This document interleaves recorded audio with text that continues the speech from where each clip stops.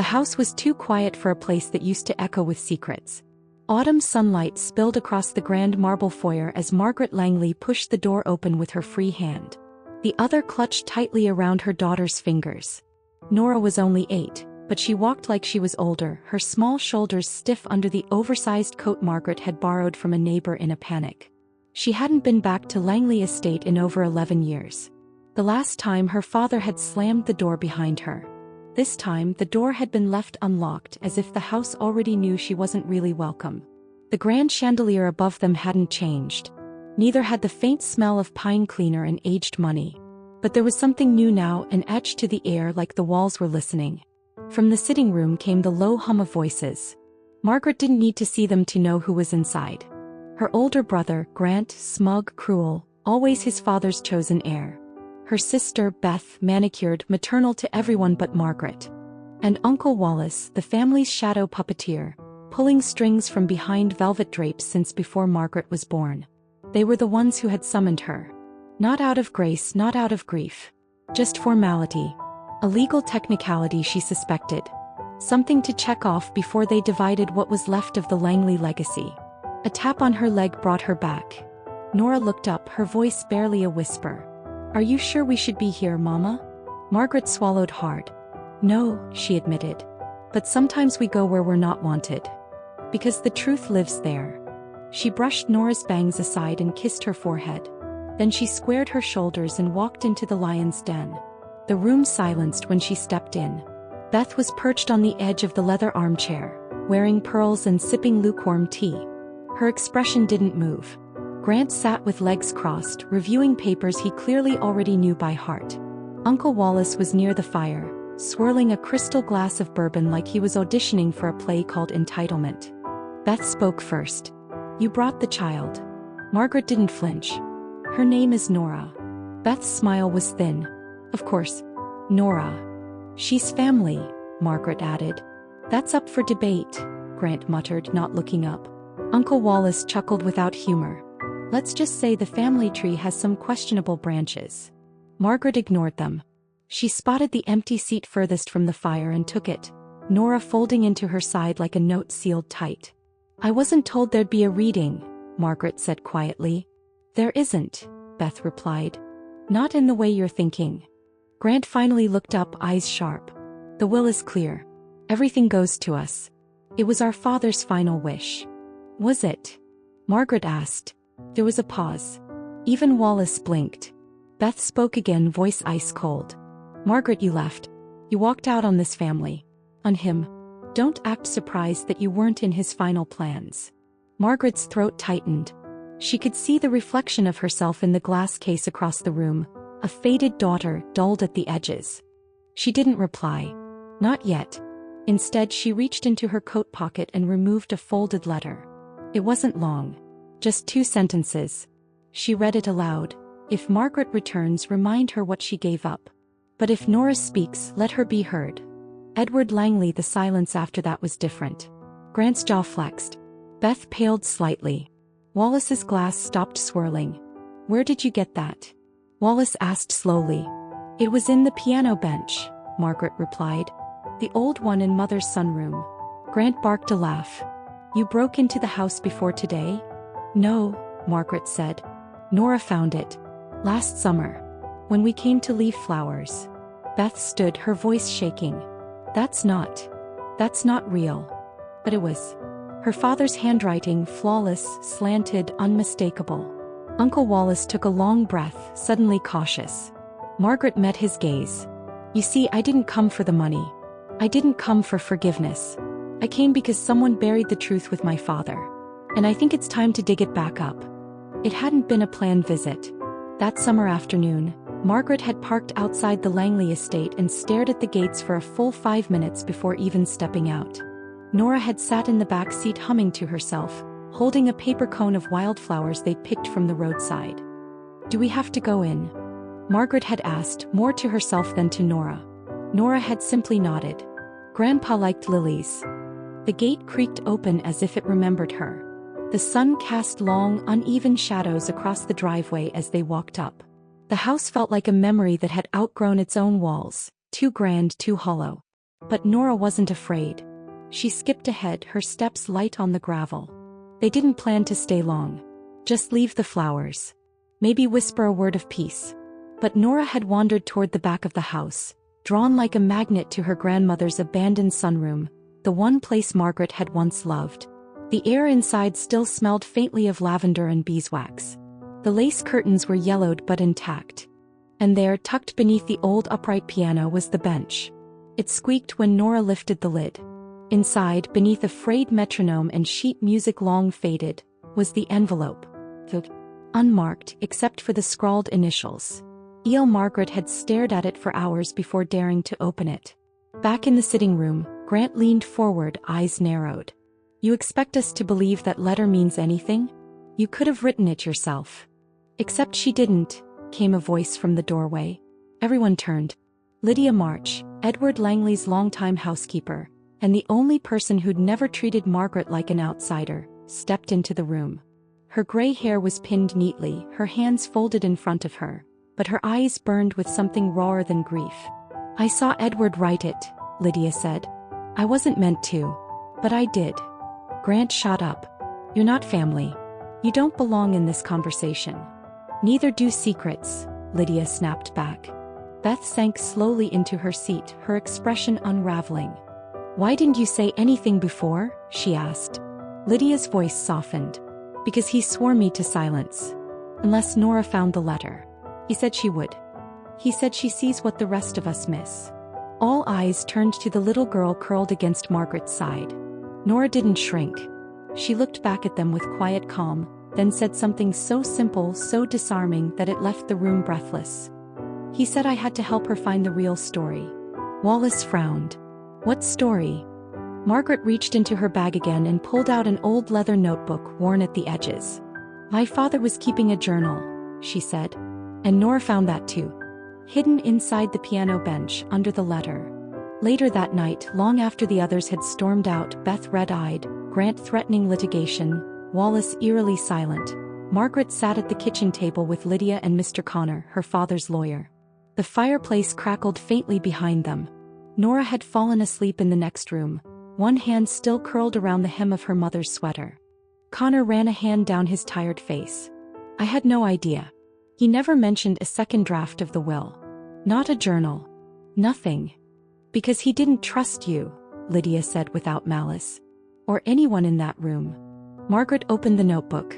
Page after page of uneven writing, dated entries, sketches of the house, clipped letters from old business deals.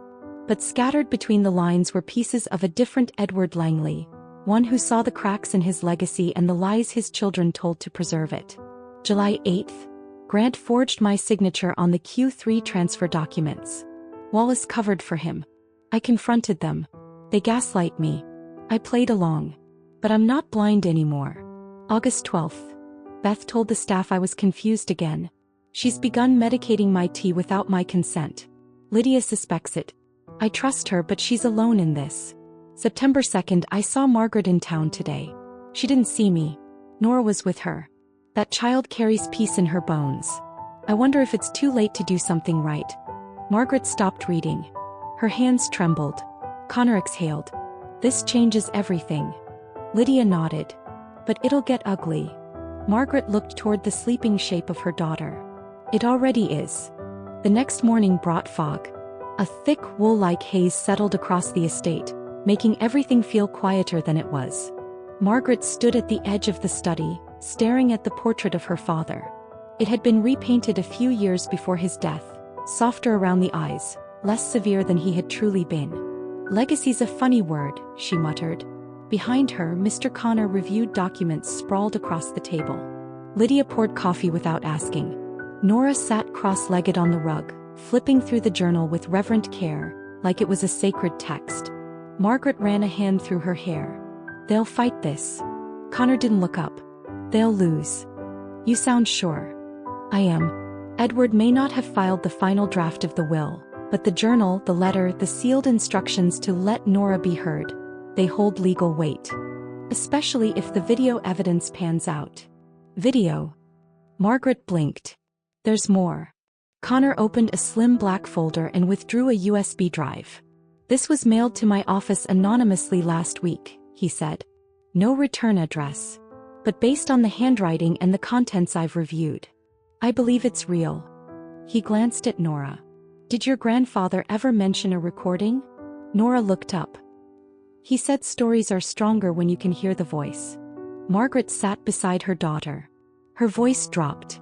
"Can we see it?" Connor hesitated. "If we do, there's no turning back." Margaret nodded. "Then let's press play." The screen flickered to life. Once again, Edward Langley appeared, older, frielier than the last time Margaret had seen him. He sat in the sunroom, light pouring through the window behind him. His voice was raspy but clear. "If you're watching this, it means I failed to say what needed to be said while I was alive." He paused. "To my children, Grant, Beth, Wallace, you manipulated what I built. You distorted it in my name. I know what you've done. I let you convince me Margaret was the problem, when she was the only one who walked away without asking for anything. To Margaret, I'm sorry. You weren't weak. You were brave enough to choose peace. You raised a child in love, without help, without inheritance, without legacy. And to Nora." His voice cracked. "You reminded me that legacies don't live in land deeds and offshore accounts. They live in kindness. In courage." He leaned closer. "This video and the journals. They're yours now. Do what you must. Tell the truth." The screen went black. The silence after the video was heavy, less with grief, more with consequence. Margaret pressed her palm to her chest. She could feel her heartbeat pounding against her ribs like a drum rallying to war. Lydia was the first to speak. "He gave you the weapons. Now it's up to you whether you use them." Chapter 6. The gathering storm. By midday, word had spread. Grant and Beth returned to the house with an air of forced calm. Wallace didn't bother pretending. His face was a mask of contempt. "You're bluffing," Grant said. "You don't have proof." Margaret slid the journal across the table. "Read the August entries." Beth's hand trembled as she scanned the pages. He thought I drugged him." "You did," Lydia snapped. Grant laughed, cold and humorless. "None of this will hold up. He never filed a new will." Connor stepped in. "True. But he also never declared his last will final. And this," he tapped the journal, "the letter, the USB, is enough to raise doubt in probate court. Especially with testimony from Lydia. And Nora." Wallace leaned forward. "You think a child's word will stand against ours?" "She's not alone," Margaret said, rising. Her voice was calm. Her spine was straight. And for the first time the others looked unsure. "I don't want your money," she added. "But I want the truth to outlive you." 3 days later, the Langley estate was no longer just a house, it was a headline. Langley legacy contested. Hidden letter and family journal surface amid will dispute by Annette Rhodes. The Chestnut Hill Chronicle. The article spread like fire. Margaret hadn't contacted the press. But someone had. Beth suspected Margaret. Grant blamed Lydia. Wallace blamed everyone. But Margaret wasn't focused on blame. She was focused on the cracks. Because once they began appearing, the whole facade would fall. In court, Mr. Connor filed an emergency motion to freeze the estate's assets, citing newly surfaced material evidence. The journal, the video, and Nora's letter from Edward were entered into record. The judge granted a 2-week hold on all transfers. Grant erupted in the parking lot afterward. "You planned this," he spat. Margaret stared him down. "I planned to survive you." "That's different." Beth tried to play sympathy. "This is hurting everyone." Margaret's voice was steady. "Not everyone. Just the people who thought they'd get away with it." Margaret didn't intend to find the offshore accounts. Nora did. Curled on the carpet with her tablet, she had browsed an old document Margaret barely remembered downloading, something buried deep in her late father's digital archives. A spreadsheet titled Hummingbird. "What's this mean?" Nora asked, tilting the screen. Margaret scanned it. "Wait." Each tab was labeled by quarter. Line items with vague references: consulting fees, fund transfers, holding companies, hidden transfers, redirection of inheritance funds, to accounts in Beth's name, Wallace's, even Grant's son. It was embezzlement. No longer just a moral failing. Now it was criminal. Margaret forwarded the files to Connor. 2 hours later, he called her from a secure line. "This isn't just inheritance fraud," he said. It's federal. They've been siphoning money from the Langley Trust for 10 years. Margaret didn't smile, but she finally exhaled. That night she walked the estate alone. The moon was high, throwing silver across the gardens. She passed the swing her father had built, the pond where her mother used to read, the tree Nora had once climbed without permission. It was all memory. But memory was what her family had tried to erase, what they'd rewritten with manipulation and silence. She touched the bark of the tree. You weren't the one who failed, she whispered. They were. From the house came the sound of Nora laughing softly with Lydia over hot cocoa. Margaret stood still. The wind rustled the leaves. And for the first time she didn't feel like a visitor. The courtroom smelled like cold coffee and stale panic. Margaret sat at the plaintiff's table, hands folded, jaw clenched. Beside her, Mr. Connor whispered last-minute prep, but she barely heard him. On her other side, Nora squeezed her hand. Across the aisle sat the defendants. Beth in a powder blue suit too polished for grief. Grant stiff in his charcoal blazer, jaw grinding. Wallace emotionless as if none of this touched him. Behind them, the gallery filled quickly, local reporters, former Langley employees, even family friends who had once sent Christmas cards with polite "hope you're well" notes, now hungry for drama. Judge Mendez called the room to order. Langley versus Langley, she said, voice sharp as a gavel crack. On record. The prosecution called Lydia first. Her voice didn't waver. She spoke about Edward's final months, how Beth slipped sedatives into his tea, how Grant kept financial records under lock and key, how Wallace ordered staff to destroy irrelevant documents after Edward's second stroke. You saw all this? The judge asked. Lydia nodded. And I stayed quiet. Until Margaret returned. Next, Mr. Connor submitted the journal and video into evidence. The court clerk played the clip. Edward's tired voice filled the room again. You manipulated what I built. I let you convince me Margaret was the problem. To Margaret, I'm sorry. Beth turned red. Grant looked like he might stand and bolt. Wallace for once flinched. Then came Margaret's turn. She walked to the stand in silence. She took the oath, sat tall, and told the truth. How her father had exiled her for divorcing her husband. How she raised Nora without a dime from the Langley name. How every attempt to reconcile was met with contempt or silence. But when she spoke about Edward's final letter and Nora's discovery, her voice cracked. I didn't come for revenge, she said, eyes glistening. I came because my daughter believed my father left something worth finding. She paused. And she was right. Grant's lawyer objected. Circumstantial. The will wasn't revised. But then Mr. Connor dropped the bomb. The offshore accounts, he said calmly. Detailed in this spreadsheet. Funds withdrawn without the deceased's knowledge. Multiple times. The judge leaned forward. By whom? Grant Langley, Beth Langley, and Wallace Langley. A hush fell over the room. Connor continued, and we have tax records to match. Beth covered her face. Grant cursed under his breath. Wallace's hands finally trembled. Margaret didn't speak. He didn't need to. The truth was finally speaking for her. By the time the verdict was read, the courtroom no longer felt like a place of justice. It felt like a grave. The judge's words rang out like iron bells. This court recognizes the evidence presented, including journal documentation, recorded video, and unauthorized fund activity, and therefore rules that Edward Langley's estate will be reopened for redistribution.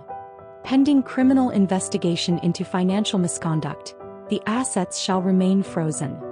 Margaret Langley and her daughter, Nora Langley, are to receive full custodianship of the Langley primary estate, including Edward Langley's retirement accounts and college trust.